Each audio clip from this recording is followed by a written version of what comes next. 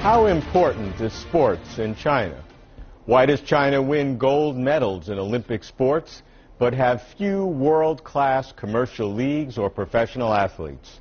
Why did tennis great Li Na become champion after she left the state system to fly solo, as they say? Why is the NBA so popular among Chinese people? Does the reform of China's sports reflect the reform of China's society? Welcome to Closer to China. In 2009, Li Na left China's sports system and went independent, which allowed her to become a professional tennis player internationally. She joined 3 other top female players from China, Zheng Jie, Yan Zi, and Peng Shuai.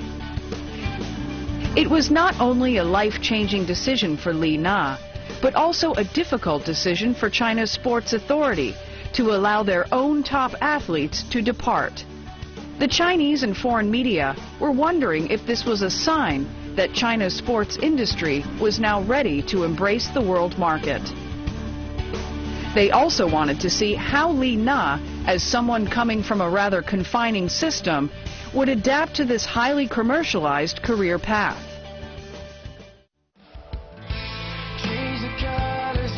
Two years later, Li Na won the 2011 French Open. It was the first Grand Slam championship for a Chinese player, and the first time the title was won by an Asian player. Li Na was suddenly a star. When you were growing up as a child, tennis was not so popular in China. You made it popular, but as a child, how did you get into tennis? Actually, I started with badminton first at the age of 6, and when I was 8, I got to learn about tennis. And how has tennis changed during your career in terms of Chinese society? I think the development of the game of tennis can date back to the time when Sun Tiantian and Li Ting won the 2004 Athens Olympics. That's when people started to pay attention to tennis. Let's talk a little bit about your tennis career. If you had to pick one moment that was your greatest moment of internal feeling, and at the other side, your most difficult moment, what would those two extremes be? Maybe people would say the greatest moment is when I won the Grand Slam, but I'd say it was when I lost the final of the Australian Open. I saw the trophy at a short distance and felt that I had been so close to my first Grand Slam, yet I lost it. It was the most difficult moment for me. Although it was just a step away, that was a very difficult step. Not every professional player had such experiences. That one step needs 100% or 150% of hard work plus opportunities.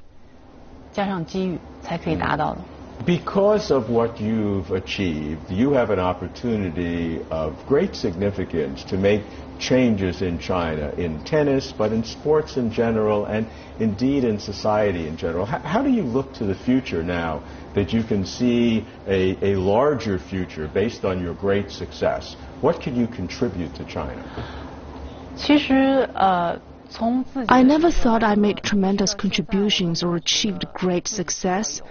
Tennis is just what I love, the career that I have a passion for, and that I will go all out to live my dream. I always believe the future of sports in China will get better and better, be it with tennis or other sports, because I see a growing number of sports lovers. In my opinion, the more people participate, the greater their competitive competence will be. You are interviewed very frequently by the Western media all the time. What are the kinds of questions that the Western media will ask you that make you uncomfortable? I am most uncomfortable when asked about the system and my flying independent. I hate the term flying independent.